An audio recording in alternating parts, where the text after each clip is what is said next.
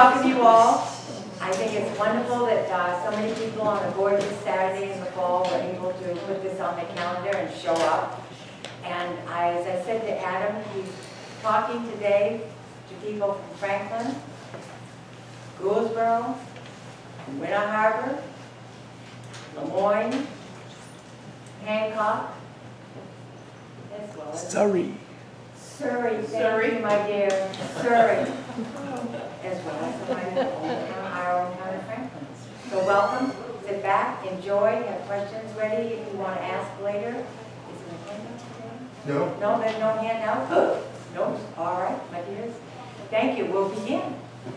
Right. Oh, except to say, oh my God, I'm so bad at this.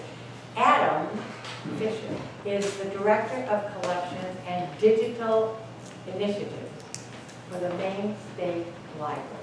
That's the most important part. Well, Thank you so much. So yeah, I live just south of Augusta and work for the state library. How many of you been to the state library before? Wow, okay. Well, that's great, thank you. I work just upstairs from the state library, and I'm here with a small entourage. My father, my back, Dusty, and my son, Abbott, who I think is outside playing Pokemon or something. But I was really excited when Diane called me. I have a connection here to Franklin. I spent most of my summers here, right on the Hog Bay Road at family house. It was a great place to be, and spent a few evenings here, different programs. So this is a great historical society, and I'm again very grateful that you all came, especially from so many different places. It's not often that I get to reach such a diversity of towns all at once. I spent a lot of time out on the road doing these programs.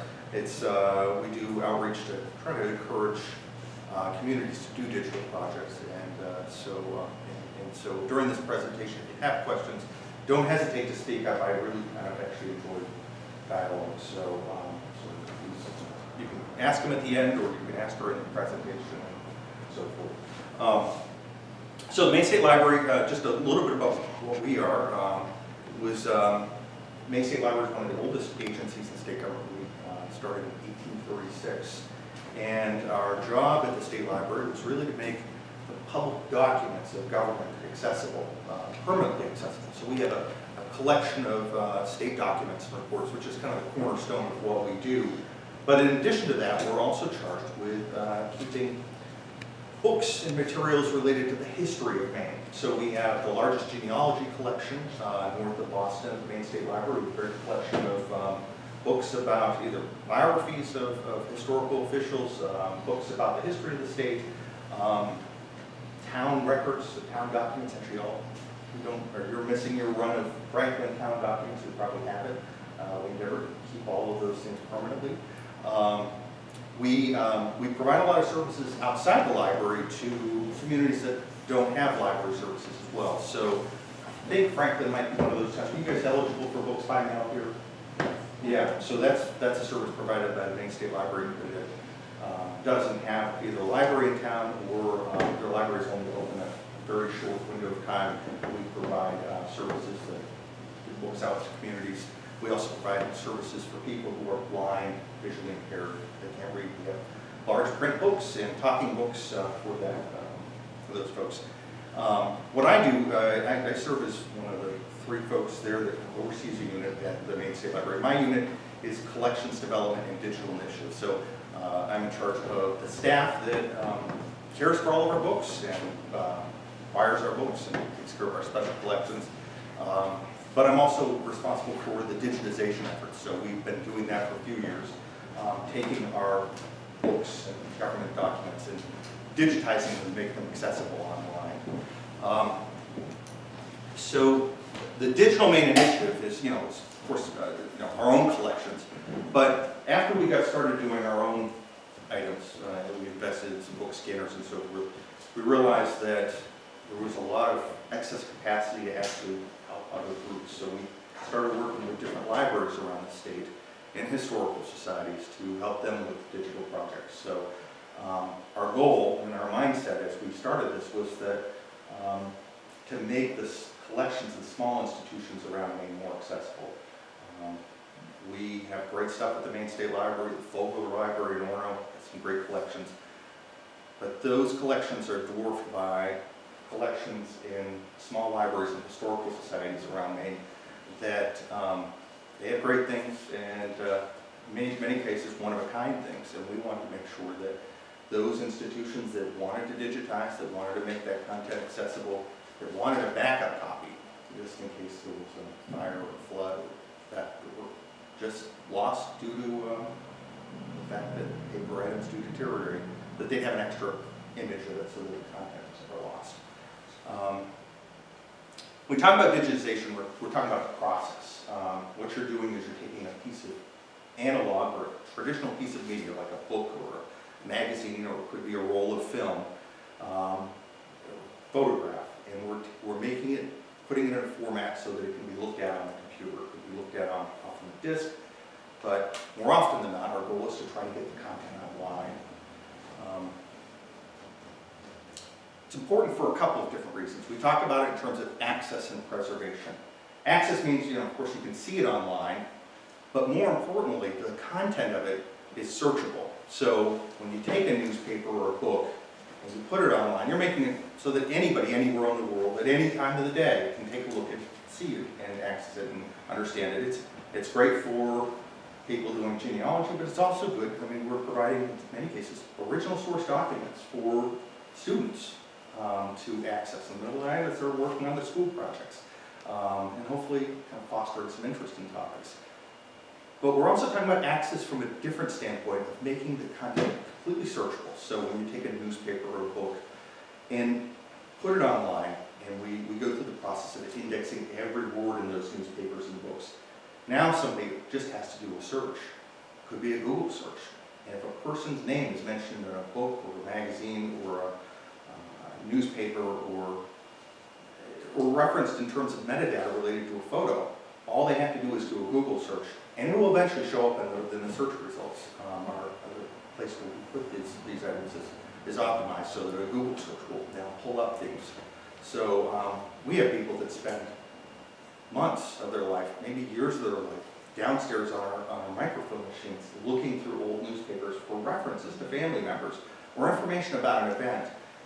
And of course, you have to look through many rolls of newspapers to find all these different events, especially if you're trying to track somebody over the course of a lifetime. But with digitization, once all those newspapers are done, you'll just be able to do a word search and find those references immediately. So there's a lot of, and it's also about preservation. So we're protecting our collections from loss. There are certain things in our collection that are just so important to us and they're so fragile that we only want to provide access to it to the most serious researcher that absolutely has to see the paper copy. These things, maybe because they've been handled for years, or maybe just because the paper that they're printed on is highly acidic. It's starting to deteriorate. Probably the best example of it is our newspapers. We have newspapers that are extremely fragile, and we can't let anybody handle them. In fact, probably the next time that they will be handled will be the last time, and it's going to be when we're digitizing them. Because after that, just the process of handling them for digitization will probably mean that they'll be lost for good. But if we don't do something, the content of those papers is lost forever. It's also important in terms of preservation as we think about the potential for loss. There's a lot of one-of-a-kind items that are either town offices or church basements or historical societies, libraries. If there's ever a fire or flood, or if somebody comes in and steals it, it's gone for good. That information is lost forever. And so when you digitize it, you'll never have that original back. And we tell people when you digitize something, don't get rid of the original. Nothing should replace the original book that you have. But if you can get a copy of it and have it digitized, in the worst case scenario, at the very least you have the digital copy. So, and so that's kind of our main motivation when we talk about it. So, I have a question. Any chance of digitizing the Ellsworth American?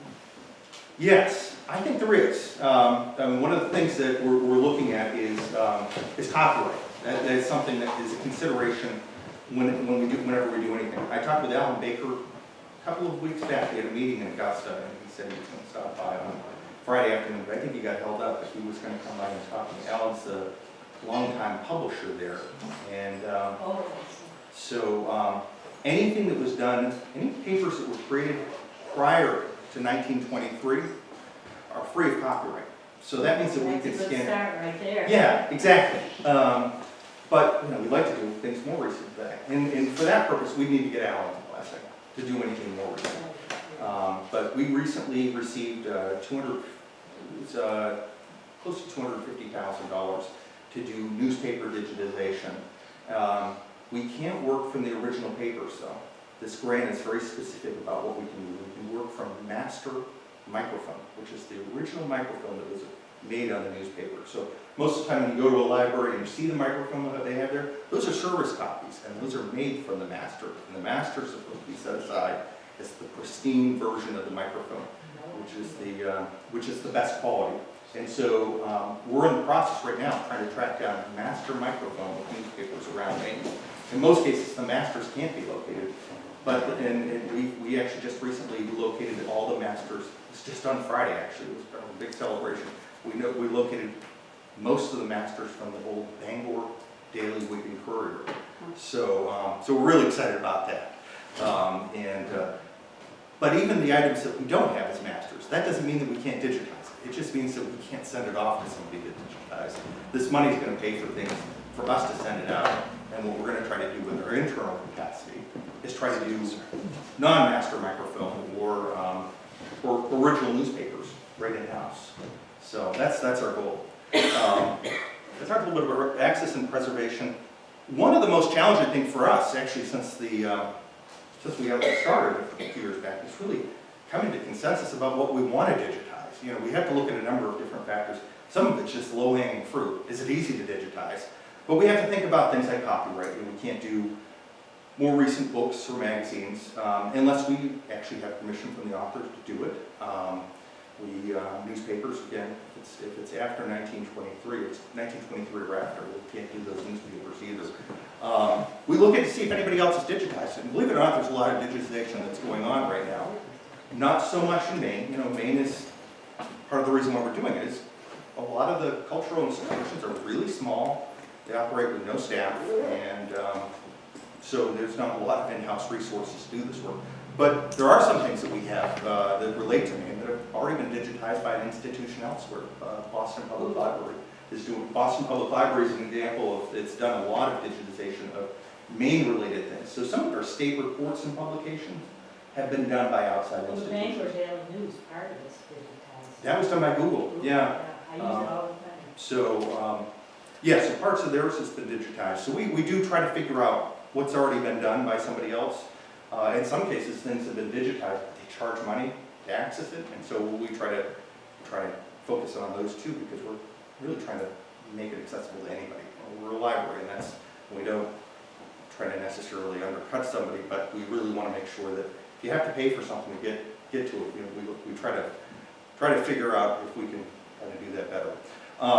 We look for alignment with missions. So, I mean, when we talk about our own collection, of course, we're interested in things related to Maine, things that may be unique to the Maine State Library. We encourage historical societies and libraries working with us. We don't try to set the parameters of what they digitize. We say, digitize the most important things related to your group, to your town that will be rare and unique, and bring it to us, and we'll work with you on it. Things like rarity and condition. You know, at the state library, we don't have a staff that's digitizing. It's really a portion of each one of our jobs. There's 3 or 4 of us that it's just a portion of what we do is digitization. Most of our time is really spent actually helping volunteers that come in. So, so a good chunk of our digitization has happened because somebody had a particular interest in a topic and came in and volunteered to do it. So, which has been great. We'll show them how to do it.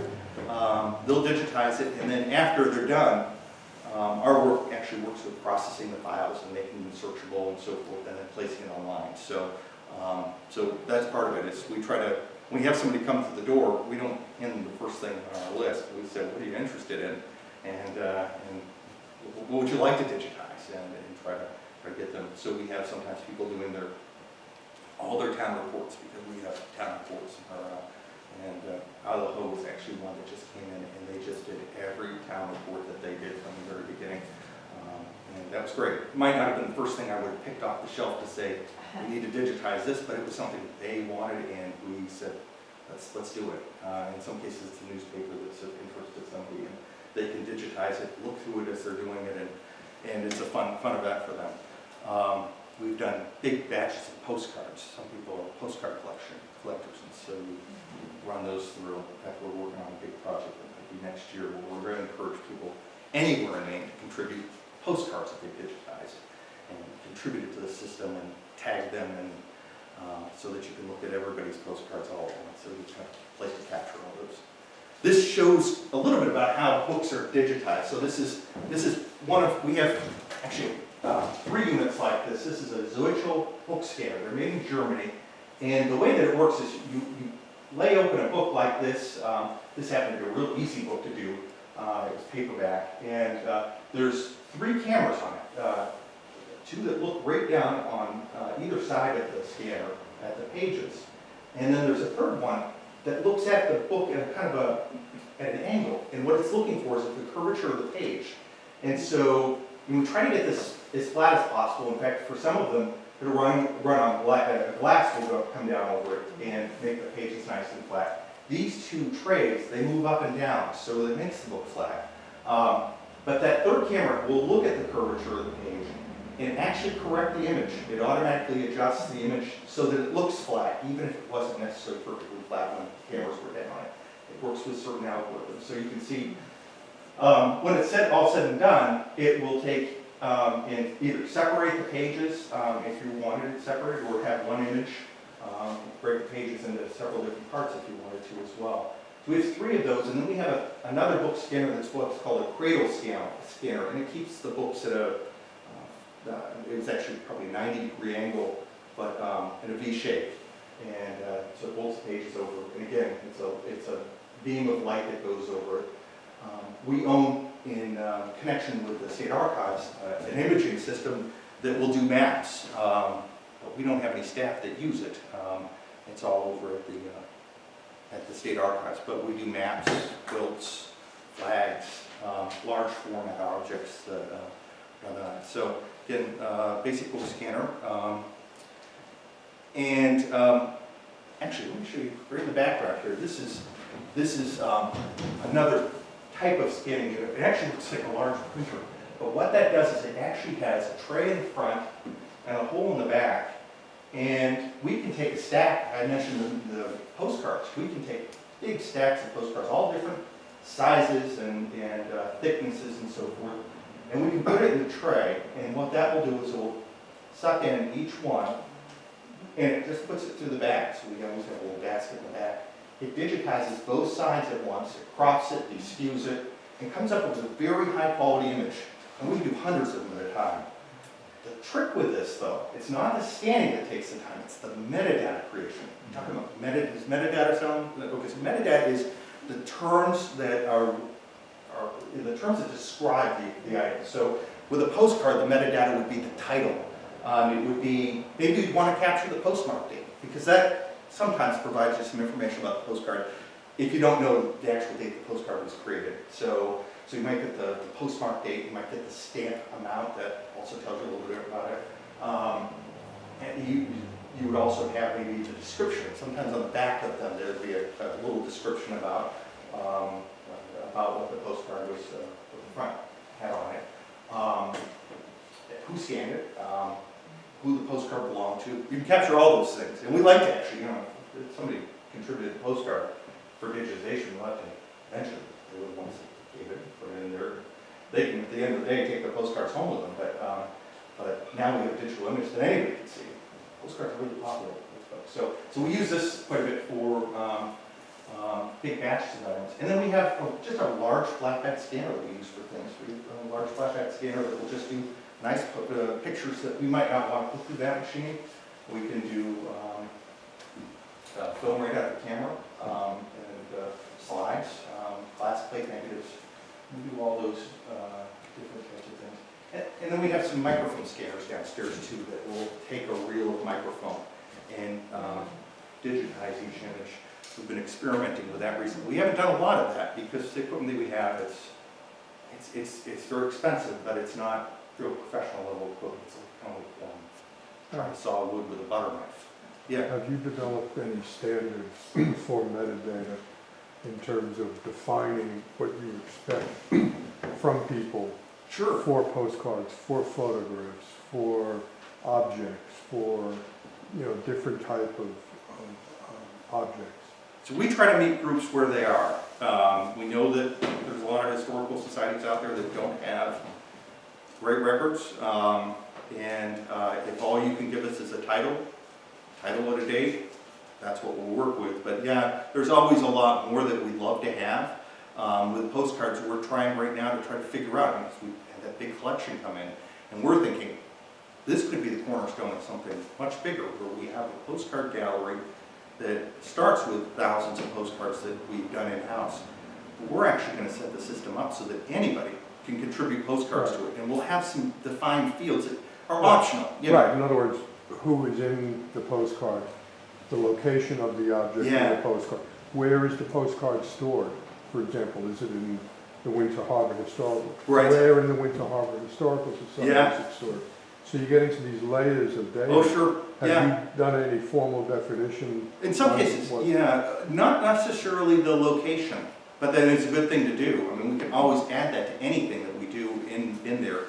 Some cases, the location, what we do is we add a link. So with libraries, we would add a link into the catalog record, which would provide that information. So if I wanted to see all postcards from 1930 to 1940 in Winter Harbor showing John Smith, Yeah. could I do that kind of a retrieval? So what you'd be able to do, you would, in terms of this system, what you would be able to do is you'd be able to look at, you could query Winter Harbor, and yeah, you could do it that way, but you could also look at postcards as an overlay of Google Maps. So you could zoom in on the state, down to the Winter Harbor level, and just look at it even within Winter Harbor, on what street and what part of the street it is on. Providing you capture that data. Right, yeah. is specific. It's geolocation, so when people upload a postcard, that's one of the fields that you can do, is you can type in a street address. And then if the street address doesn't show up exactly right on Google Maps, you can move the pin to exactly where it is. So yeah, so we're hoping to actually make that available to anybody, not just a library or historical society, but anybody who wants to contribute this. But you're right, I mean, it may be good for people to be able to say exactly where that postcard is held. Similar to how we do with books, because with books we track it through a catalog record. We'll have a link in there that says, where's the catalog record? And the catalog record will show who has that particular book. So it might make sense, yeah. And we'll work with any group. I mean, I think you mentioned that you're working with Past Perfect right now. And Past Perfect, did you say, who mentioned Past Perfect? You mentioned Past Perfect. And that's a cataloging system. And so what we can do with Past Perfect is take whatever fields Past Perfect captures and map it to a repository so if you want to digitize things in your collection, we can capture the same fields that Past Perfect has, so it's all similar.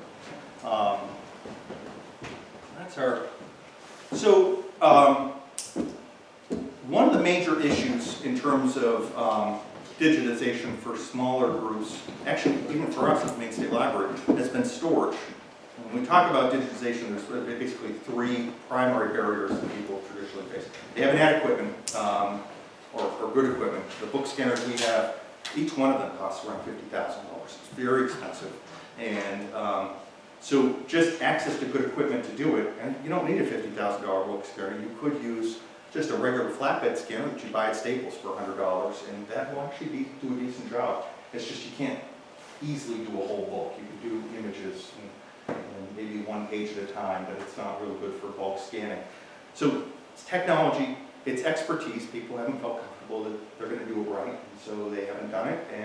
But the third barrier, and that's actually the biggest barrier to us historically, has been around storage. Had the ability to use a flatbed scanner for a long time, but what do you do with those files when they're done? They end up on a hard drive, they might end up on CDs, and over time those files, they might get lost, they might get inadvertently destroyed. So what we've done is invested in repository software. We use a product that will store content. It will store the metadata that describes the content, and it'll do so in a way that's backed up we don't have to worry about backing it up, and it's secure.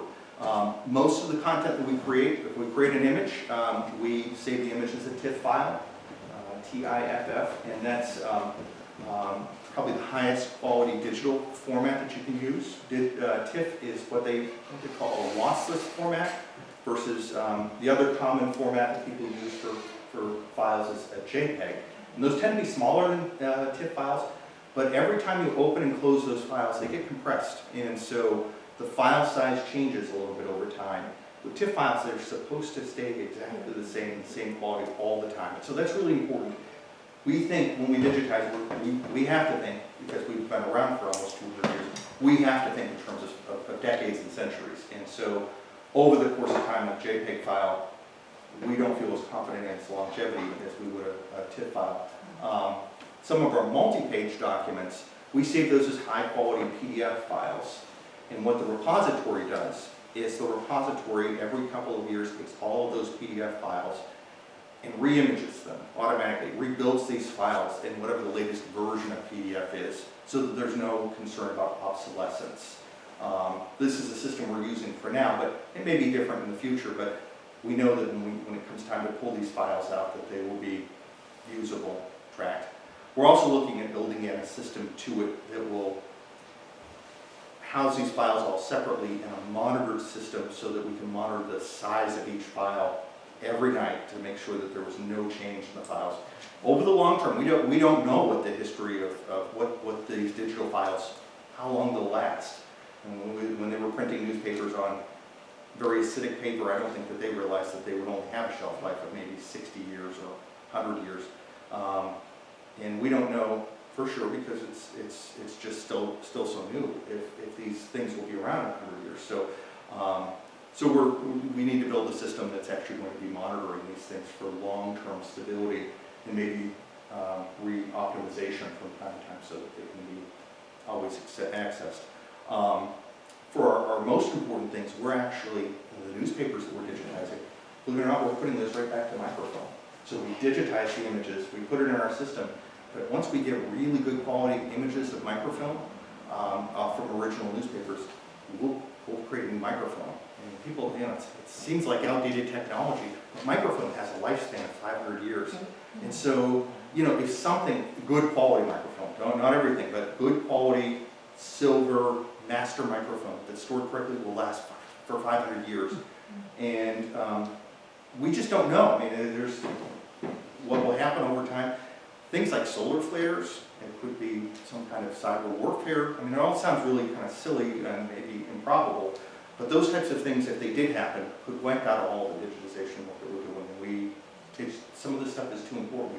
We don't turn this stuff to microfilm. The originals will not be available in the coming decades, and we need to make sure that the digital images somehow are saved in a different format, and so that's what we're doing. So we encourage anybody to do it.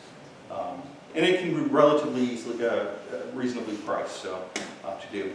So the repository, it's the digital Maine repository. That's what we built at the Maine State Library, and it's a place to house our content, but we also allow libraries and historical societies to put content in it. So we build different sections of the repository for any community that wants to put content in there, and we'll work with, we've always said it's been really libraries, historical societies, and museums, but we occasionally work with individuals that have an interest in a unique collection and we'll allow them to submit it directly to the repository as well. There's a number of different features in there. The content's backed up. We also have ways for people to comment on content in there, so people can actually, we had an example of a World War I photo. It's all these Augusta World War I veterans, and we put it in there. We didn't know the names of these veterans other than just the one person that was a relative of the fellow that brought it in. And we put it up and got the Kennebec Journal, which is the local daily paper, to write about it.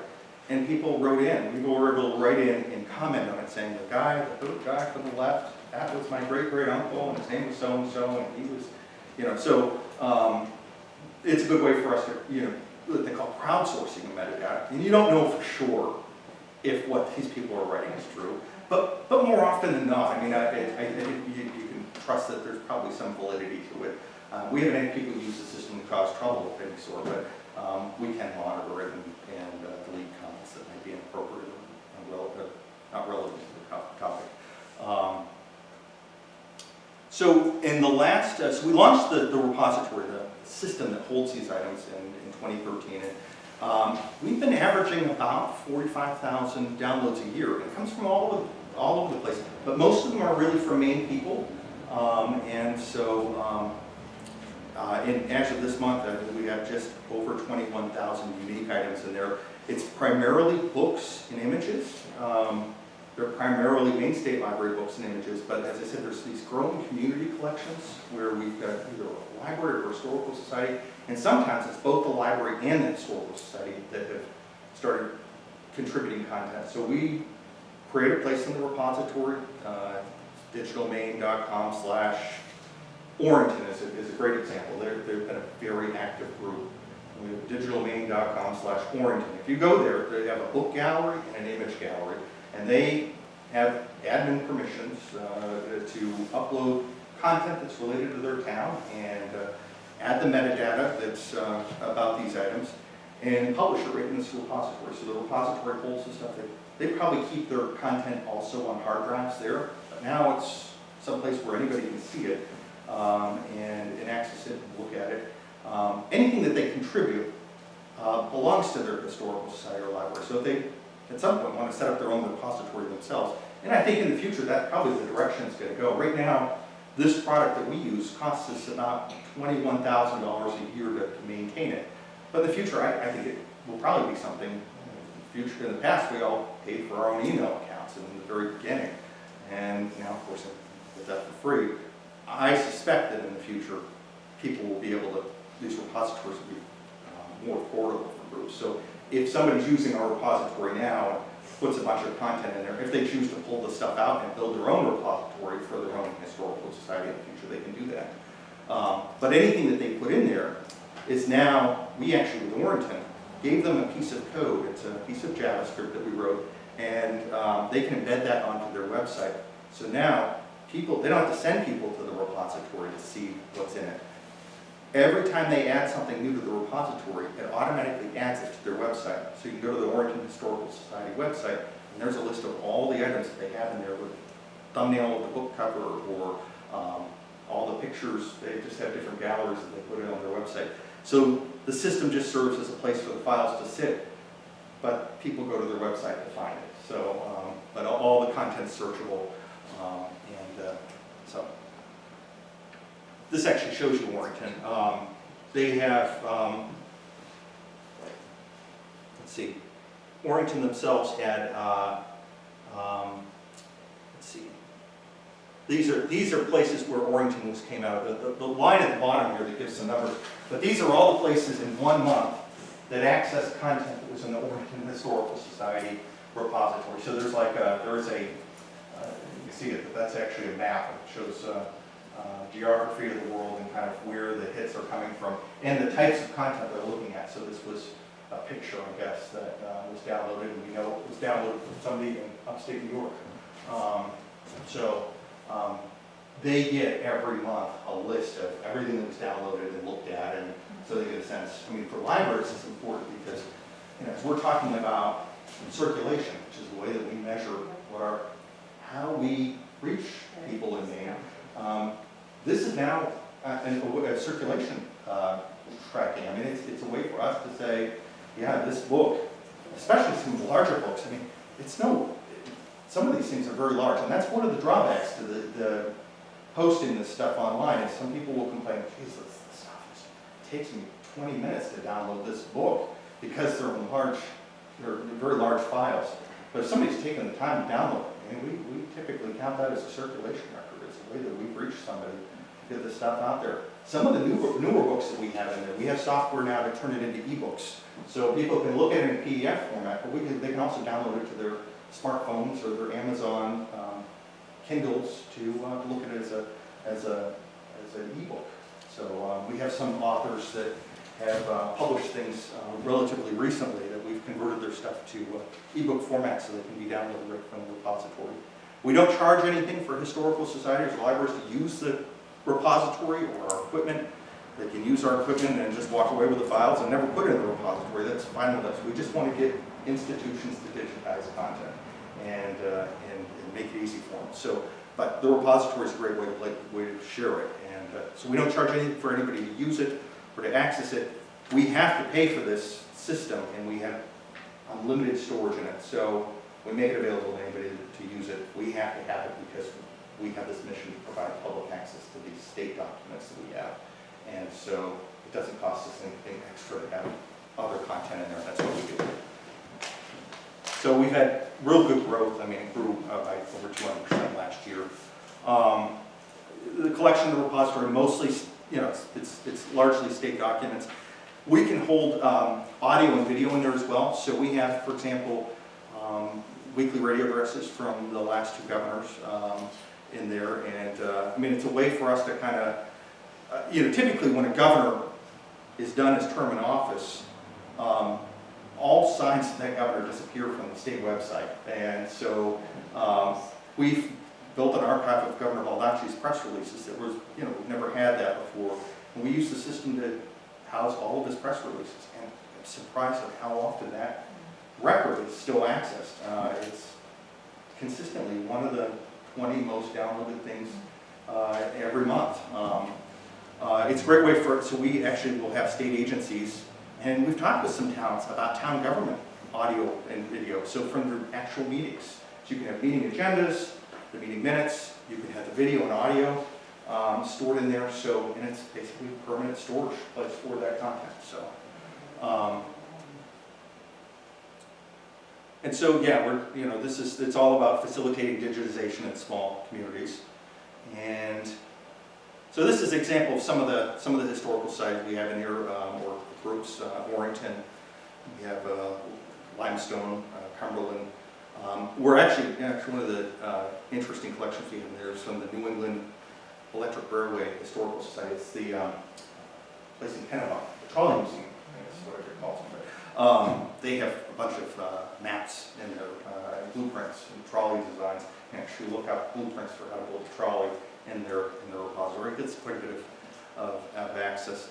And Maine State Archives, they have some really interesting photo collections, Civil War documents. They use our system to make that all accessible. Adam, what's the overlap, if any, or coordination with the Maine Historical Society? Sure.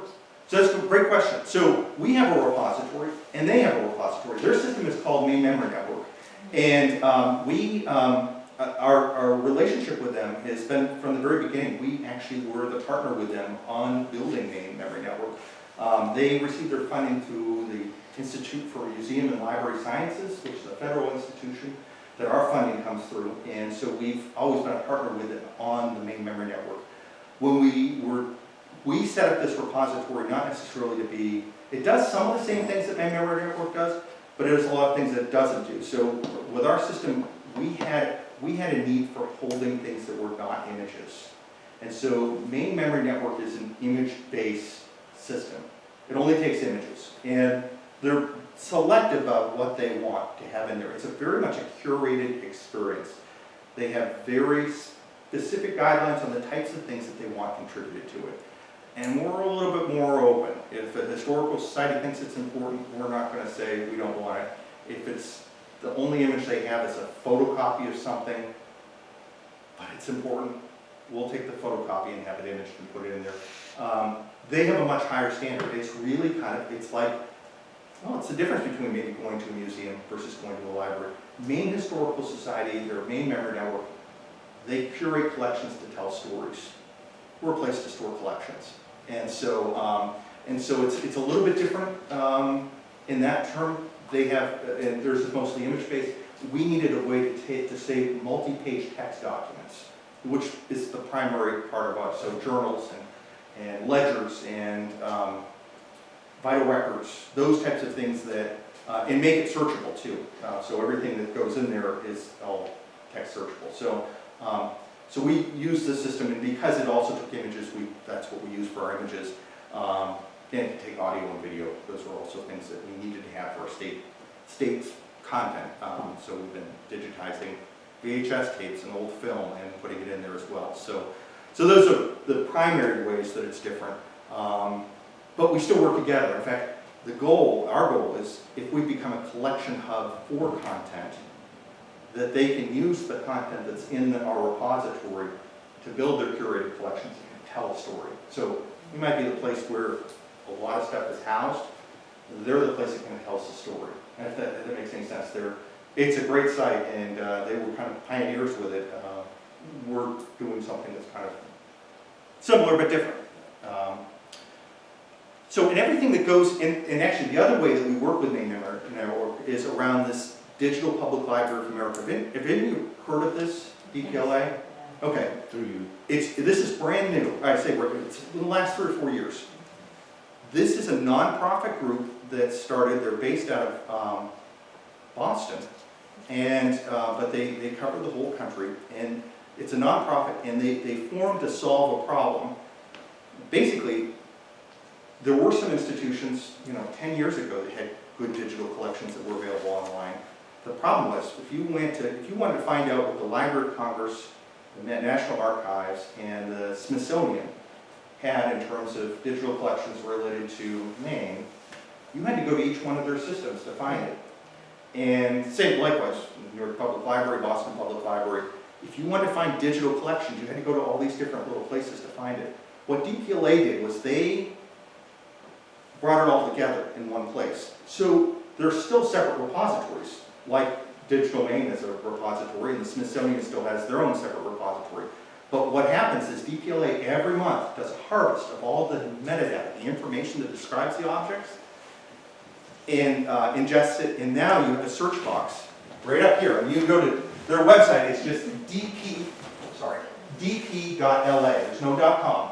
And if you go to DPLA and type in their search box, Franklin, Maine, I guarantee you something's going to pop up. Now, what you'll find in there, though, is that there's nothing from a Maine institution, because up until recently, they've only worked with very large libraries or museums that had huge digital collections. So what we did is we worked with them to build a hub in Maine. And so the Maine State Library is a service hub for the Digital Public Library of America. We haven't launched yet. Part of our problem was that we didn't have 50,000 unique records to start this. So our job will be to harvest from all these different institutions. So from Fogler, Colby, Bates, Bowdoin, Maine Historical Society, those are the big ones, to harvest from their systems and provide a certain minimum number of records to DPLA so that all of our collections now can be searched in that system as well. So our job at the Maine State Library will be harvesting from Maine Memory Network all of their information and then sharing it with DPLA. It's a great site, and there is a lot of Maine content in there, but it's only from institutions outside of Maine because there are no content providers just yet in Maine. So they're primarily interested in historical items and special collections. It's all the things that our repositories collect. The one thing that they don't really want is academic research and dissertations, that thing. So frequently one of the things I hear is that,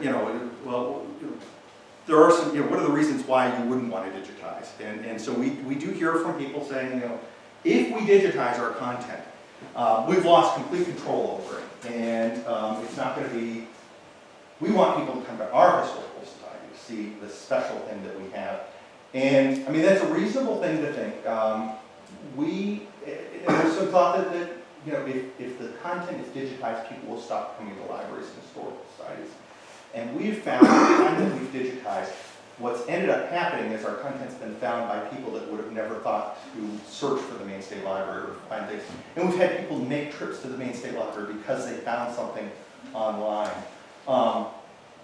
Now, when our collection is fully digitized, and all these collections are fully digitized, does that make our institutions obsolete? And I argue very much no. I think what's going to happen in the libraries and historical societies, that their collections may be accessible online, but these institutions now will be content collectors, and maybe even content creators. I mean, there are some historical societies in Maine that are collecting things that are being created now. So it's not just collecting things from way in the past, but it's collecting items like video recordings of the talent night at the high school or whatever, so that that content can be appreciated by somebody 50 years from now. And so libraries and historical societies can serve as content collectors. They'll can serve as hubs to encourage people to take stuff out of their attics and bring it here and digitize it. And there are going to be places where people that will tell the story of the items, because you're not getting that when you're looking at something online. The Historical Society of the library will have the original items that will be able to put on programs to tell the story behind those items. So it's not going to necessarily keep people out the doors from darkening the doors. Hopefully it's going to inspire people to be more interested in history and understand things and get them involved with groups like this. So that's pretty much the conversation that I had planned.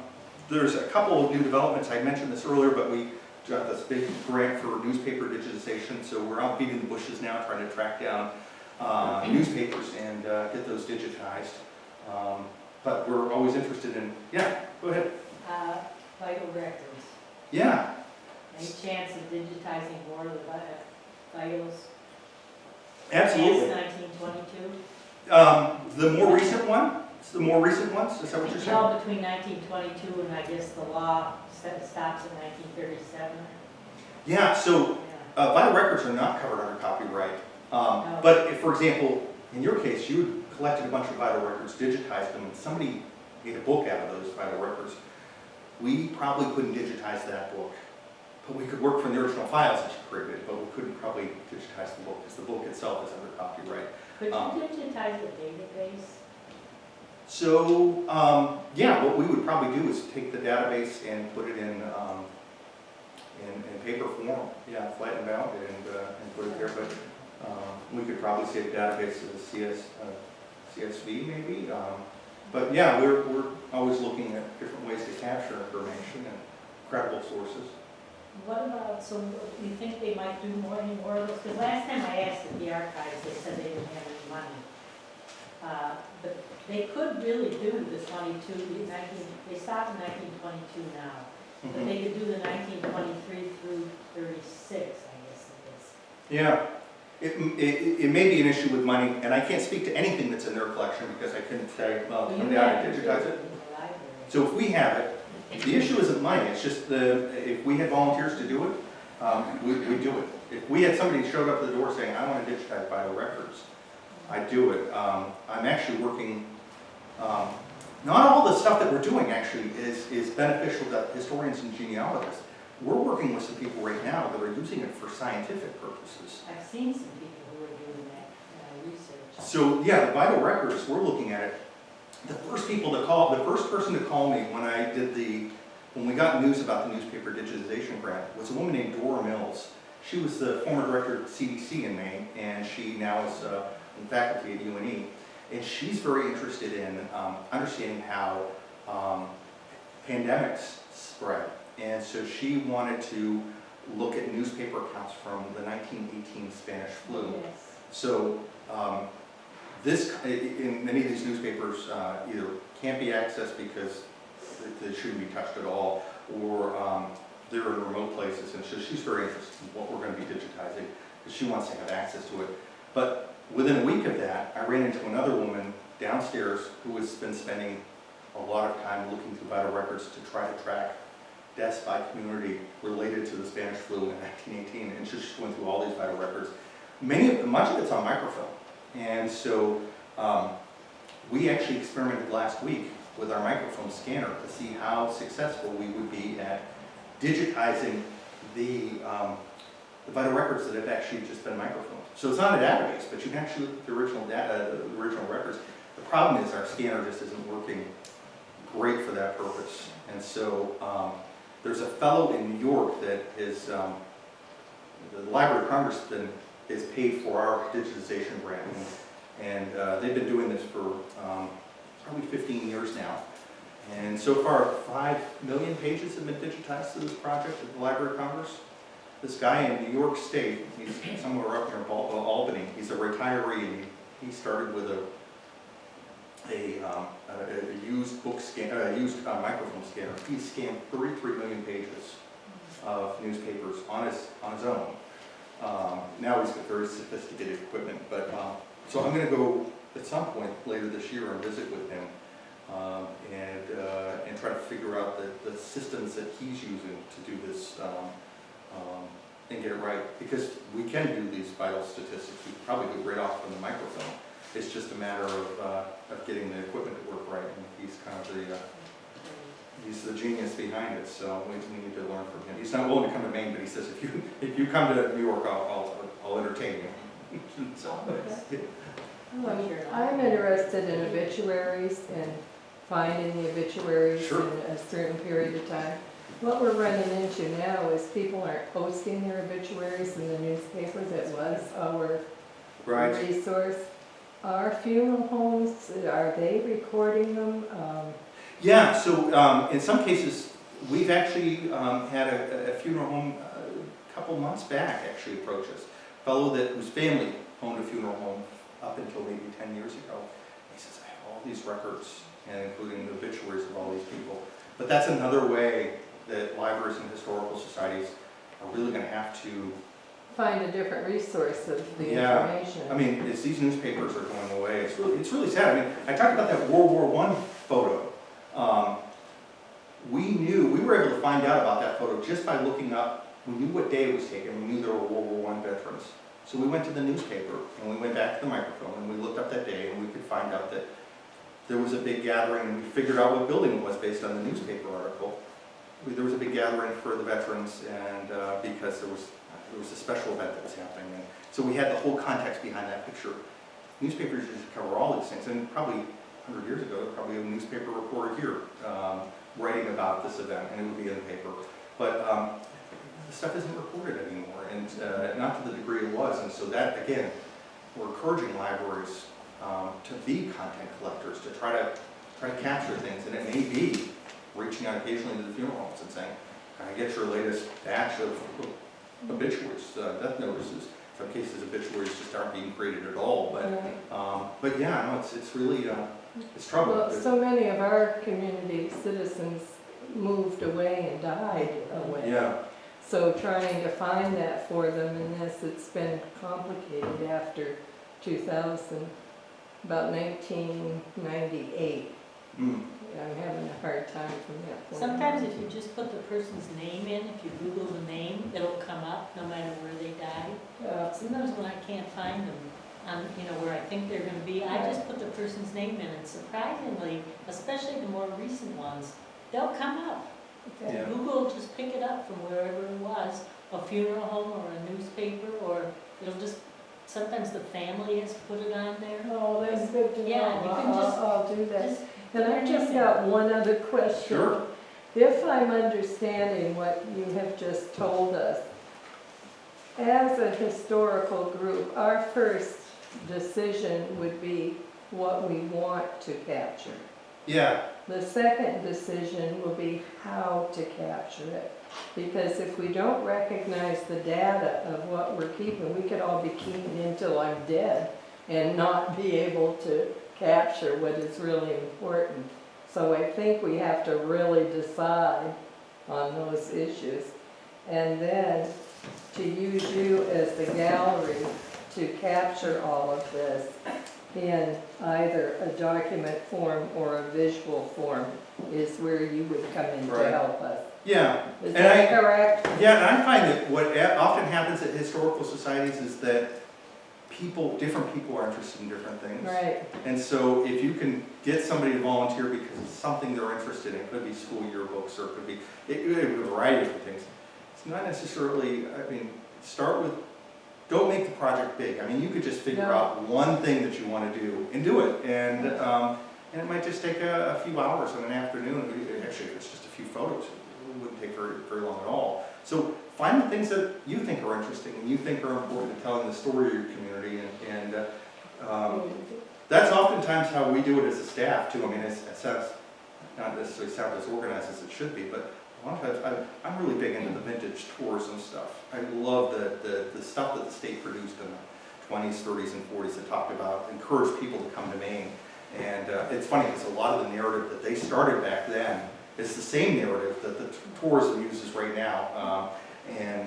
So I enjoy that stuff. So when I have a few minutes and I don't want to start a new project because it's 4:45, I might digitize a few images out of off a book that I have sitting on my desk that relates to that, and maybe over the course of a week I'll get that into the system. So it doesn't have to be, it can be things that you enjoy, and sharing with other people, and tracking it and making sure that we always write in pencil on whatever we've scanned, just to make sure that it scan something twice.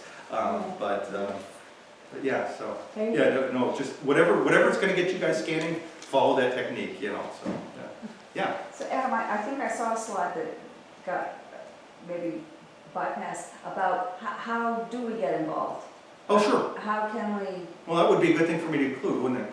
Just call me. I'll give you my number right now. It's 287-5620, and or email me. Actually, probably that's even better. It's adam.fisher, Fisher, adam.fisher@maine.gov, and yeah, I'm happy to entertain any of you if you happen to be in Augusta and want to see what we're doing. You don't have to be in Augusta to scan this stuff. If you want to create a gallery, an image gallery for the historical site, I could set that up in Augusta and just give you the username and password to put the content in. Yeah, so you can load it in from right here or at home. Then does a Google search access the material that you have in Yes. the repository? Yeah, so the repository is they've spent a lot of time optimizing it so that the whole thing can be read by Google. So any document that's in there that we run through optical character recognition can be fully searched. So it could be a 500-page book, and somebody's mentioned at the very end of it, it'll get picked up on Google search. Typically, it takes a week or two for the indexing to occur, but yeah, it's pretty darn good. The things it captures, though, is anything that's typed. It can't recognize handwriting. So as we talk about vital statistics, a lot of the vital statistics are handwritten. Our software doesn't recognize handwriting just yet. I mean, there's some software out there that does it. It's very unreliable, but the stuff that's in text is decent. The newspapers that we're digitizing from microfilm, it's been fairly poor quality in terms of text recognition. But if we work from the originals, we get really good copies of it. So. How much flexibility is there on reorganizing material? I can see getting a hodgepodge of things. You put one or two of this on, one or two of that on, Yeah. and eventually end up with hundreds of items unrelated to each other. Then you come up with a brilliant idea of how to organize all this. Can you recall the material and get the old stuff off and get this reorganized version back on? So yeah, we can collect things into. So for example, we have an image gallery that we created for the Department of Marine Resources, thousands of images, and they didn't provide us with a lot of guidance on how they wanted it organized. So we put it all into one bucket. I mean, it's an enormous amount of images. But then they said, well, here's the basic subject area. We have Marine Patrol, and we have a section on research, and we have some staff photos and old commissioners and whatever. So they gave us the subjects, and we created little galleries for each one of those. And then we filtered in based on certain keywords in that. So you can create collections so that now all the Marine Patrol stuff, if you just want to look at Marine Patrol, that's a whole separate gallery of its own. So in many cases, a hodgepodge of things. You can have one place that's just kind of everything, but then you can also create little galleries that will be subsets of it. And you can create galleries that pull together content from a variety of different places. So we have image gallery and book galleries and so forth. But in some cases, you might want to create a gallery that kind of tells a story related to the Civil War or a particular family that includes books, images, maybe even oral history. And we're actually in the process of, in 2017, we'll be launching something where we are going to be doing oral history trainings around the state. Because, so anybody who wants to be trained on how to do oral history, you go to one of maybe 10 presentations we'll have around the state, then encourage you to go on to oral history projects. We have some people that are, that's all they do is oral histories. It's a nonprofit, and they provide great advice basically on how to structure an oral history so that within 3 hours, anybody can walk out and do a great oral history with, in fact, we're thinking about buying some equipment so that you can really do it just with a cell phone, but if you want to use really good equipment, you can, you'll be lending it out to people, and you can use the repository for it. So you can take a bunch of different related content and build a gallery right around that, but also have it in the catch-all bucket that you were describing too. So, yeah. So there, you can always pull stuff out as well if you want to reorganize it. But it's much easier just to create different buckets. Because an item can appear in many different places. We have books, for example, that were done by Department of Transportation and Department of Marine Resources, and they appear in both places, even though it's just one copy of it. So, yeah.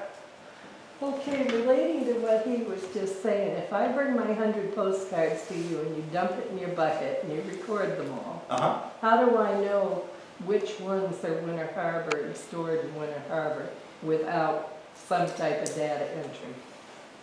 So we definitely do need the data entry. So at the point where you come in and digitize it, what we would do is we'd encourage you to bring down a USB, and what we do is we give you the USB with all the photos on it, and I give you an Excel spreadsheet, and then each photo would have its own special number, and you'd be able to say Winter Harbor, whatever the day is. You can upload photos one at a time too, and there's a form that you fill out, the title, the date, whatever. But you can also upload it with an Excel spreadsheet, and all at once. So. All right. Yeah. It sounded too easy just to dump it in there. No, well, some of the stuff that we have in there was literally just dumped in there, and with the hope that somebody would go back in and actually clean up the records to I'm actually like describe what it. you're saying, though, I'd rather know it ahead of time than having to go back through the Well, bucket. yeah, it gets back to the question I asked Oh, a what half you hour ago want. with standards. Yeah, That if you have standards for postcards that define the data that you want for each postcard, whether it's the title, the time, the date, the location, yeah. you know, the people in it, I don't know. But We do for books and images, but we don't for postcards at this point. But it's kind of the same as an image gallery. But we're thinking about a custom setup so that we capture a lot more than what we typically capture for an image, because we think it's good to capture the postmark if we can capture it. Right. Because that provides some kind of clue. We know that it wasn't printed after the date because it was obviously mailed on this date, so we know that Right. yeah. So yeah, I mean, I think there are some ways that we're also, you know, we try to tell groups to say, well, if you're digitizing image, you should really try to do it at 600 dpi dots per inch. I've never rejected content that was really good if it was done less than that, but we, just for the sake of longevity and being able to really see it well, we encourage good quality stuff, but we wouldn't reject something because it was in the Historical Society, if you look around this room, you see objects. yeah. What are your thoughts on recording data related to that uniform up there? How do you record that in your data repository? We're not good with objects. That's just, you know, it's just not what we, most of the stuff we have in there is paper. Yeah, but when you take a picture, obviously you take a picture of the object. Right. Yeah, but it's, but You yeah, have it's, to take a picture of the object, Yeah. and then you have to have cross-reference that object in your database is a picture, but it relates to a real object that's on the northwest corner of the Right. Franklin Historical Society building or wherever it is, right? yeah, we haven't got, we just haven't received an awful lot so far. The one thing we've struggled with a little bit is maps, because we do this as image files, but a map has 2 pictures. And how do you have multiple items for one record? Right. And so with maps, what we do is we take an image of the front and the back, and we put the front and back together as one large image, so you can see both in one place, so you don't have 2 images associated with a record.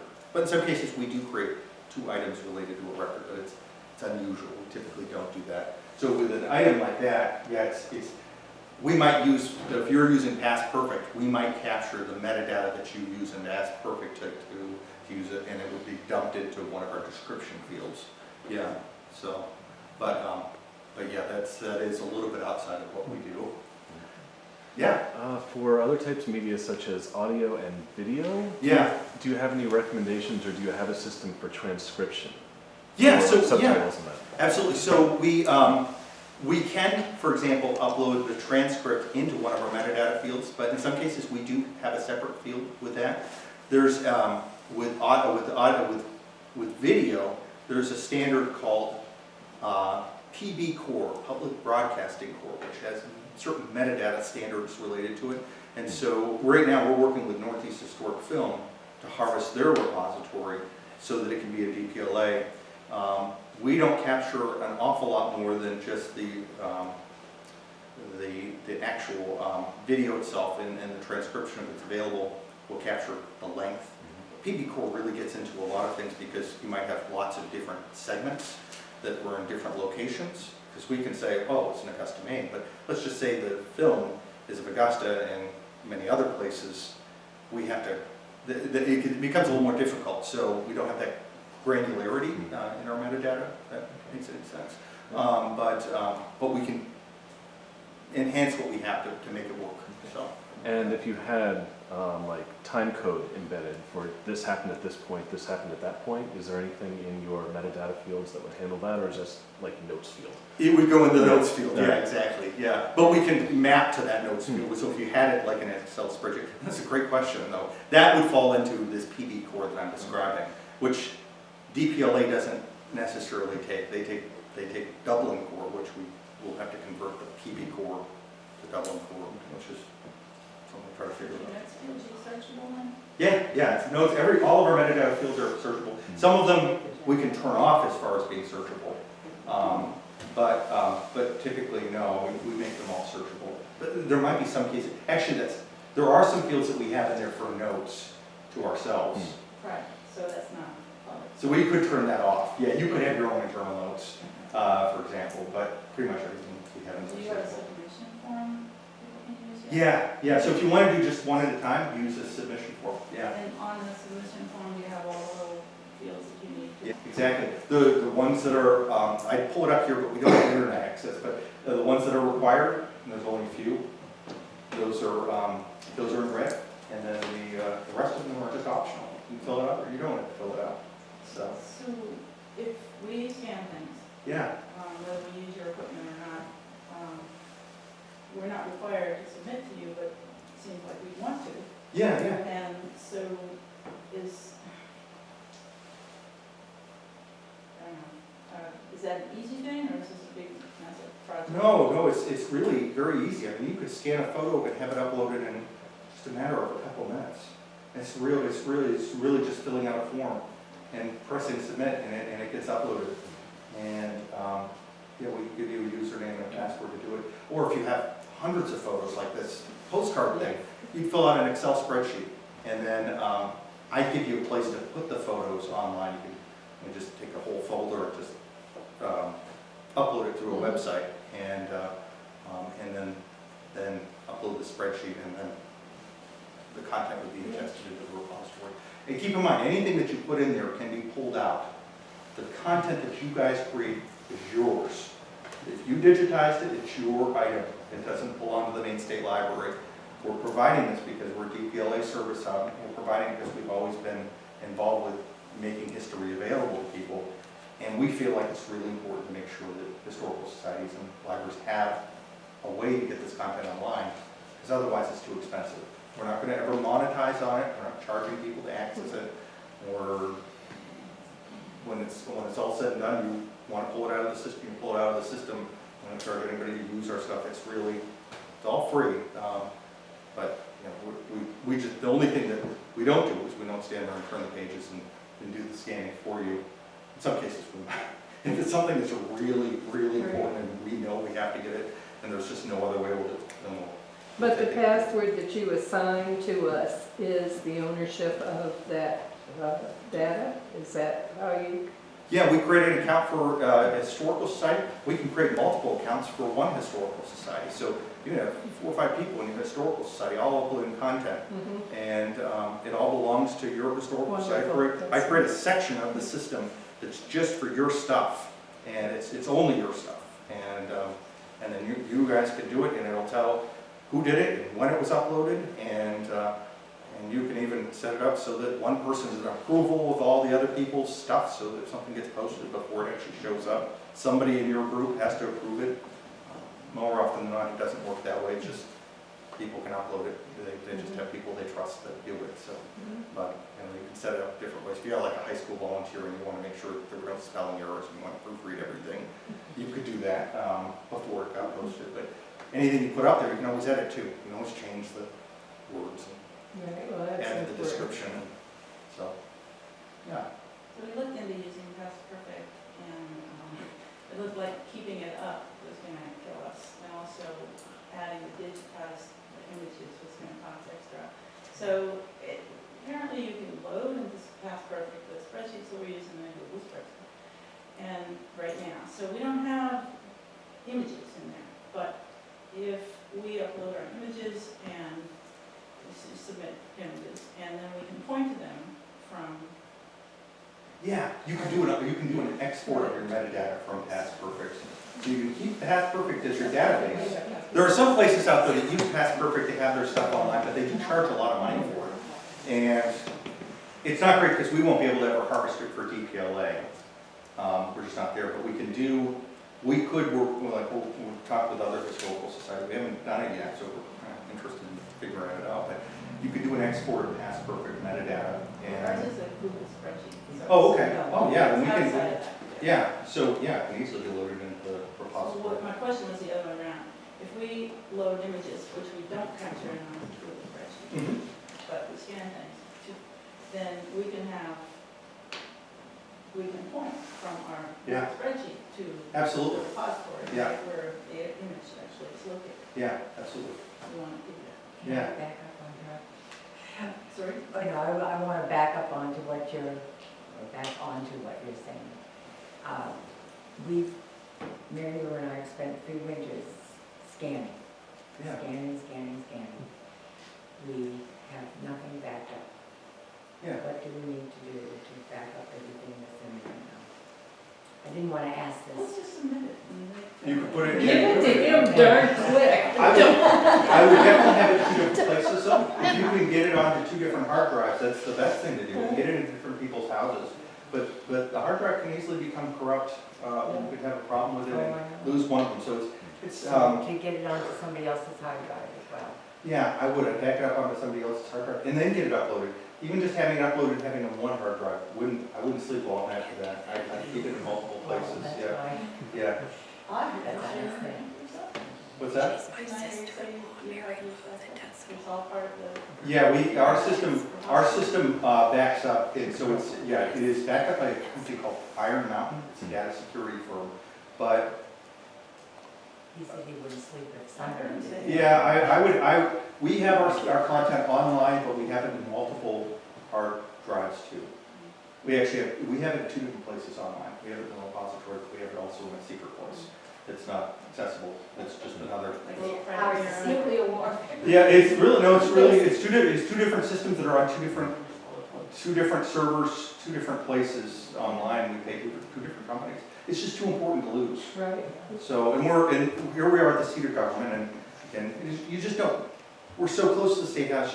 We just need to be very careful that we're stewards of history here. If we don't take the proper steps, you have to think about what people can access today, but also what habits grandchildren will be able to access. That's what we all have to be thinking about, and trying to make sure that this stuff it's always available, so that the stories of the past people always understand the history. I've been doing an awful lot of scanning and doing these sessions, and I've been putting them onto USB and flash drive, Yeah, and along with my spreadsheets. yeah. That, anything better with that? If you can get it on two USB drives, USBs are good because they're not, there's no moving parts in them, but those can go bad too. So yeah, if you can get them backed up onto another USB, Yeah, so that's what a mirror system set up. my husband says I'm a paper person. I make a copy or something before I throw the paper away. Right. I use doubles on everything, so I've got USB, and I don't leave my flash drive at the museum. Yeah, It goes home with me. yeah, And when I get a large file on that, there's 2, and one goes to one of the other members' houses. So Yeah, that makes sense. They're off-site. Yeah, Use an external hard Yeah. Kind of expensive. drive. I'm cheap. yeah, no, I understand. I'm cheap, and I'm using the society's money, and I'm trying to do, No, I understand. The storage should become, I mean, I never leave, I have 2 of these in my pocket right now, and I have the redundant ones backed up. I always carry these around with me because they all have files on them that need to be worked on, and so, but I always keep spares, so these are big, these are 128s, yeah. and this will take a lot. I think this was like $30. Yeah, that's So- why I use them, they're very affordable. Yeah, even my laptop, this has 2 hard drives in it that back up to one another in the same computer. The computer's probably the heaviest computer you've ever, laptop you've ever touched, but it's just so that things don't get lost. We worry about that a lot. And we've had stuff get lost. It's heartbreaking. But fortunately, we didn't get rid of the original, so that's good. Don't ever get rid of the original. You don't have to. I mean, it's just molding and a danger to other stuff. Don't get rid of it. So kind of going off of that, your repository is versioned and you're able to edit metadata. So does that mean that the previous versions, we can roll back to those if someone messes up a with different metadata? Yeah, so say that we make an edit and there's just wrong information or just something glitches. Can we roll back to a previous version of that record, or is that something we would have to contact you for? I think we'd have to contact, I think that it probably is backed up for a period of time, but if it's overwritten. Okay. Yeah, so changes can be fixed. But unfortunately, you're just dealing with metadata, so the metadata can always be changed. But yeah, no, we'd have to, yeah. Well, Probably, if it didn't happen if it happened earlier than 30 days previous, then you'd probably have a problem. But yeah. But good to know that there's that one Yeah, level. exactly. Yeah. Yeah. Thank you. Yeah. So I'm always available. If you have questions, we don't, just you want to scan stuff and put it on a hard drive. If you have questions about how to do it, call us. Everything we do is free. We just want you to do it. And whatever way works best for you, I just suggest getting people doing what's of interest to them. And yeah, so. You said you're going to be in Bethel?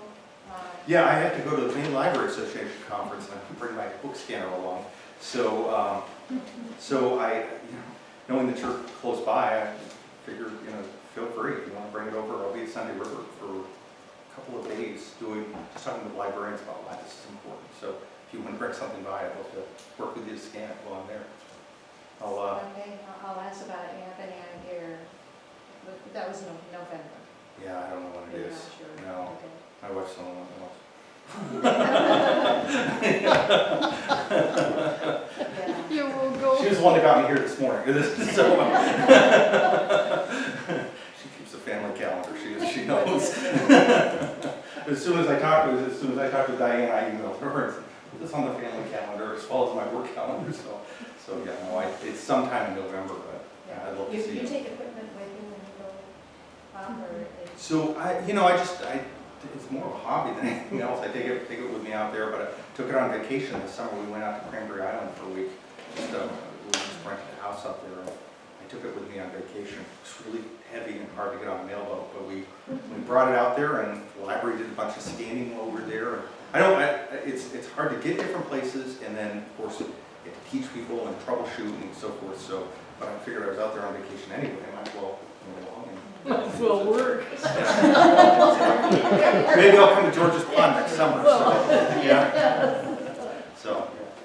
No, my friend out at Islesford, they are very active in doing, and So I did this presentation in August out in Osford. So. they're just Is it Gail Granson? no, I'm working with Nanette. Oh yeah, of course. Yeah, yes, Yeah, so, and Sandra's stuff, yeah. And Oh, that's they're so enthused, so. I think Pearl and we're talking, and Dan, that we've got a winter project. Yeah, that's great. Yep, it's wonderful. Thanks again. I really appreciate it. Thank you Very so grateful much. for you all coming. Poor this fellow over here suffered through 2 of these. So, Mr. Quebec. I probably need 2 or 3 more to finish. Well, we have refreshments that you can avail yourself of. And thank you all for coming, because I think this was a very, very, Very beneficial nice. talk. Yeah.